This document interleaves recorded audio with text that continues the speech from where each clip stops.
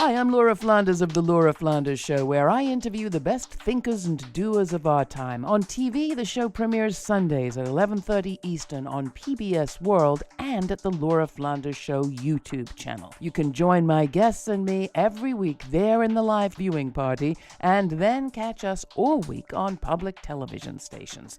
Prefer to listen? Find us on a radio station near you or subscribe to the free podcast. You'll find listings and ways to subscribe at lauraflanders.org. That's also where you'll receive my regular commentaries. I call them the F word. Here's this week's.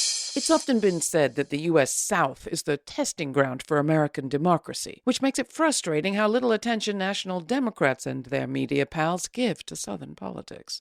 A case in point is the decision by the North Carolina Supreme Court on April 28th to reverse a series of election-related rulings that were handed down just months ago by the same court when it was dominated by Democrats. Among the decisions reversed by the new court was one declaring state and congressional voting maps illegal gerrymanders written to favor Republicans. North Carolina is a closely divided state. It currently sends 7 Republicans and 7 Democrats to Congress. Reverting to the previous gerrymandered maps, the state's likely to send 11 Republicans and just 3 Dems to Congress in 2024, cementing Republican power there.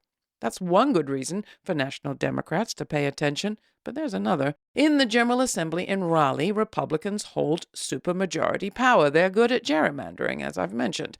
On April 28th, the court not only threw out the fairer maps, but they also gave state lawmakers carte blanche to do exactly as they like come election season, declaring that only they and no governor or any court has any oversight.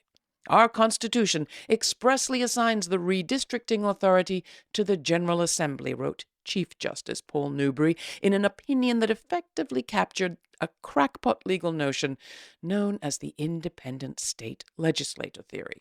It's wacky. We've all been taught about the balance of powers written into the Constitution, but the independent state legislature theory is currently before the Supreme Court in Washington, and the 2 most powerful politicians in Ohio's General Assembly have weighed in favor.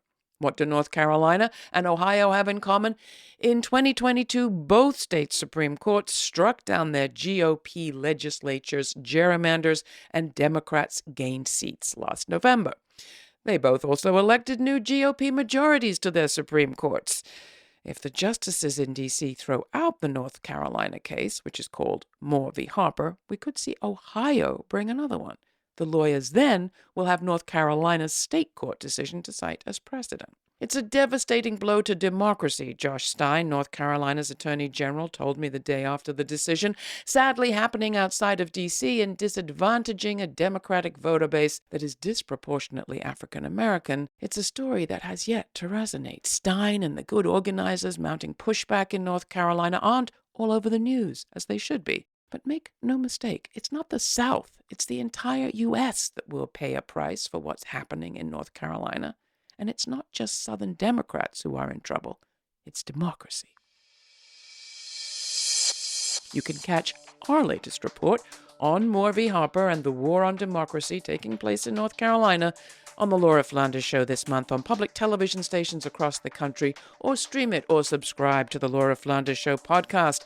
All the information is at lauraflanders.org. For the Laura Flanders Show, I'm Laura. Thanks for listening.